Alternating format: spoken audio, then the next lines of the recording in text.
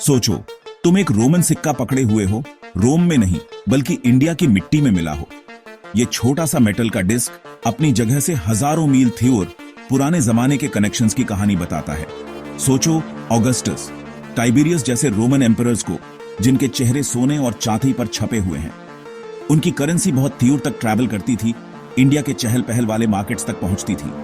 सोचो, कोई किसान इन विदेशी सिक्कों से भरा एक घड़ा जमीन से निकाल रहा है, जिससे उसे हैरानी और कंफ्यूजन दोनों हो रहा है। सामान से एलटी हुए जहाज, हमारे समय से बहुत पहले की एक ग्लोबलाइज्ड दुनिया। ये सिक्के मैसेंजर्स हैं, अतीत के ताले खोलने वाली चाबियां, जो हमें थेलियर व्यापारियों और कल्चरल एक्सचेंज को एक्सप्लोर करने के लिए बुला रही हैं। चलो इन सिक्कों का पीछा करते हैं और उन पुराने ट्रेड रूट्स को फिर से खोजते हैं जो रोमन एम्पायर को इंडिया से जोड़ते थे। हर सिक्का एक खामोश गवाह है, एक ऐसी दुनिया का जहां ईस्ट और वेस्ट मिलते थे। ये हमें याद दिलाते हैं कि इंडिया और रोम पार्टनर्स थे, एक फलते फूलते ग्लोबल नेटवर्क में। हर जमीन से निकला सिक्का हमें हमारे साझे अतीत को समझने के और करीब लाता है। ये सफर शुरू होता है एक सिक्के से, अनकही कहानियों की एक दुनिया इंतजार कर रही है। रोमन सिक्के इंडिया कैसे पहुंचे? एंशिएंट ट्रेड रूट्स के एक जाल के जरिए लैंड और सी थियोनों से। द सिल्क रोड चाइना से रोमन इलाकों तक फैला हुआ था। इंडिया एक अहम जंक्शन था, जहां मर्चेंट्स स्पाइसेस, टेक्सटाइल्स और जेम्स ले जाते थे। इमेजिन करो, कैरावैन्स महीनों तक डेजर्ट्स और माउंटेन्स में ट्रैकिंग कर रहे हैं। मॉनसून वाइंड्स एक राज थीं, सेलर्स ने उन्हें इस्तेमाल करना सीख लिया था। शिप्स अफ्रीका के कोस्ट से नीचे जाते थे, फिर अरेबियन सी के पार इंडिया पहुंचने के लिए साउथ वेस्ट मॉनसून पकड़ते थे। यह मैरीटाइम रूट एक गेम चेंजर था, जिसने ट्रेड को और तेज और बड़े पैमाने पर कर दिया। द अरेबियन सी जहाजों का एक बस्लिंग हाईवे बन गया। ढाउज, रोमन गैलीज, इंडियन वेसल्स। ये रूट्स सिर्फ सामान ही नहीं बल्कि आइडियाज, रिलीजन्स और कल्चर्स भी लेकर जाते थे। द सिल्क रोड और मैरीटाइम रूट्स ने मिलकर ग्लोबल कॉमर्स का एक ताना बाना बुना। उन्होंने डिस्टेंट सिविलाइजेशंस को कनेक्ट किया, दुनिया को छोटा बना थिया। ये एक रिमाइंडर है कि दुनिया हमेशा हमारी सोच से ज्यादा कनेक्टेड रही है। इंडिया ने वर्ल्ड को क्या ऑफर किया? स्पाइसेस, टेक्सटाइल्स, जेम्स, ऐसे ट्रेजर्स जो रोम प्रोड्यूस नहीं कर सकता था। Pepper the black gold highly priced था, साथ में कार्डमम, क्लोव्स, सिनेमन, जिंजर और टर्मरिक भी। इन स्पाइसेस ने रोमन क्विजीन और मेडिसिन को ट्रांसफॉर्म कर दिया। Indian textiles, fine muslin, colourful cotton और सिल्क रोम में लग्जरी के सिंबल्स थे। इमेजिन करो, Roman noble soft Indian cottons में लिपटे हुए, अमीर रोमन लेडीज चमचमाते सिल्क्स में सजी हुई। ये फैब्रिक्स डिस्टेंट लैंड्स और स्किल्ड हैंड्स की स्टोरीज सुनाते थे। पर्ल्स और प्रीशियस स्टोन्स, डायमंड्स, सैफायर्स, रूबीज एक और मेजर एक्सपोर्ट थे। ये जेम्स रोमन ज्वेलरी को सजाते थे, जो इलीट लोगों की वेल्थ रिफ्लेक्ट करते थे। इंडिया सच में ग्लोबल ट्रेड के ताज का हीरा था। आइवरी, जिसे इंडियन आर्टिजन्स कार्व करते थे, उसकी भी हाई डिमांड थी। स्टैच्यूज, ऑर्नामेंट्स और डेकोरेटिव पैनल्स जो इंडियन आइवरी से बने थे, रोमन होम्स की शोभा बढ़ाते थे। इवन मामूली आइटम्स लग्जूरियस बन जाते थे जब वे इंडियन मटेरियल से क्राफ्ट होते थे। ये सारे goods, spices, textiles, James, Ivory Romans के लिए लग्जरी का सबसे बड़ा सिंबल थे। उन्होंने इंडिया की एक पिक्चर पेंट की, एक ऐसी लैंड जहां अनबिलीवेबल रिचनेस थी, एक ऐसी जगह जहां नेचर का खजाना इंसानों के हुनर से मिलता था। इंडियन गुड्स की डिमांड ऐसी थी जो कभी खत्म ही नहीं होती थी। रोमन शिप्स ट्रेजर से एलटी हुए घर लौटते थे। वेस्टवर्ड गुड्स का फ्लो इंडिया के लॉन्ग लास्टिंग चार्म का पक्का सबूत था। इन एक्सपोर्ट्स ने रोमन टेस्ट्स और लाइफस्टाइल्स को शेप दिया। उन्होंने एक ट्रेड नेटवर्क को फ्यूल किया जो कॉन्टिनेंट्स तक फैला था। इन ट्रेजर्स की स्टोरी डिजायर, इनोवेशन और एक्सचेंज की स्टोरी है। इंडिया के गिफ्ट्स ने वर्ल्ड पर एक मार्क छोड़ा जो आज भी कायम है। The ancient trade routes luxury और इमेजिनेशन के हाईवेज थे, एंड उनके हार्ट में था India, a land of wonders. Trade एक थियो तरफा रास्ता है। बथेले में रोम ने ईस्ट में क्या भेजा? रोमन वाइन एक प्राइज्ड इंपोर्ट था जिसे इंडिया के एलीट एंजॉय करते थे। एम्फोरे टॉल क्ले जार्स जो इटली और गॉल की वाइन से भरे होते थे, इंडियन साइट्स पर पाए गए हैं।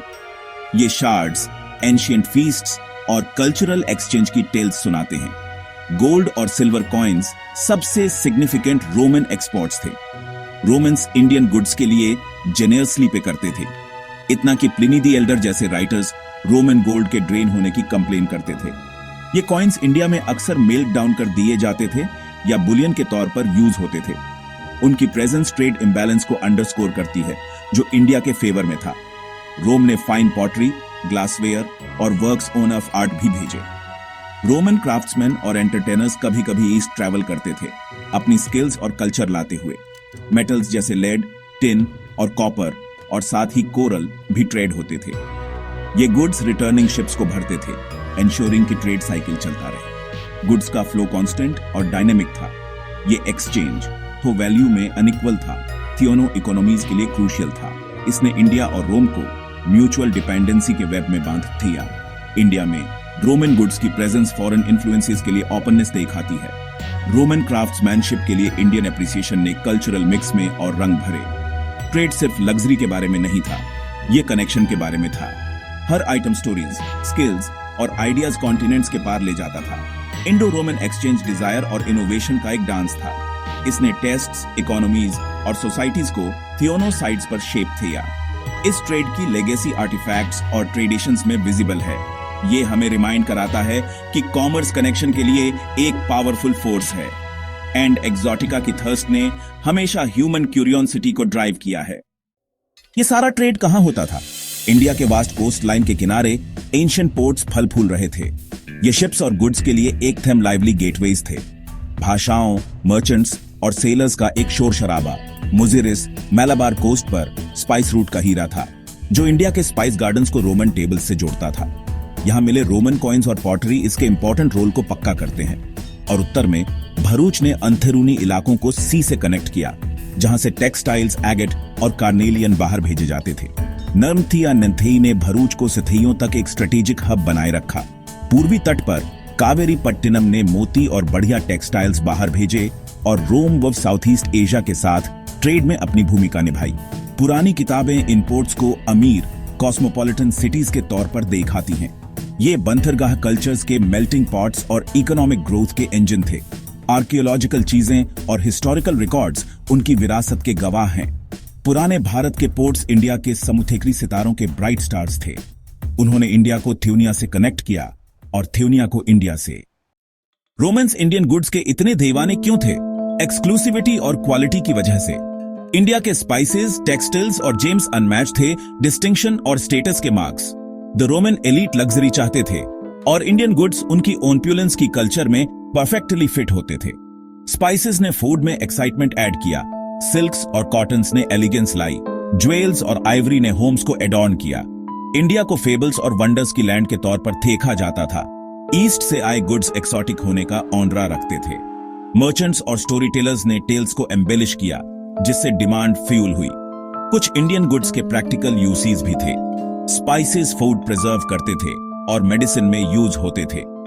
एरोमेटिक वुड्स और हर्ब्स रिचुअल्स और परफ्यूम्स में रोल्स निभाते थे।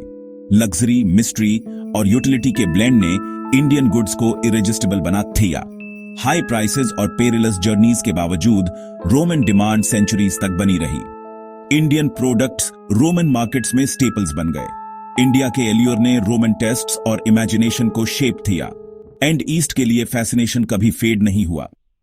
ट्रेड गुड्स से कहीं जाथिया था, ये कल्चर्स के बीच एक ब्रिज था। मर्चेंट्स, सेलर्स और आर्टिसंस आइडियाज, बिलीफ्स और कस्टम्स लेकर चलते थे।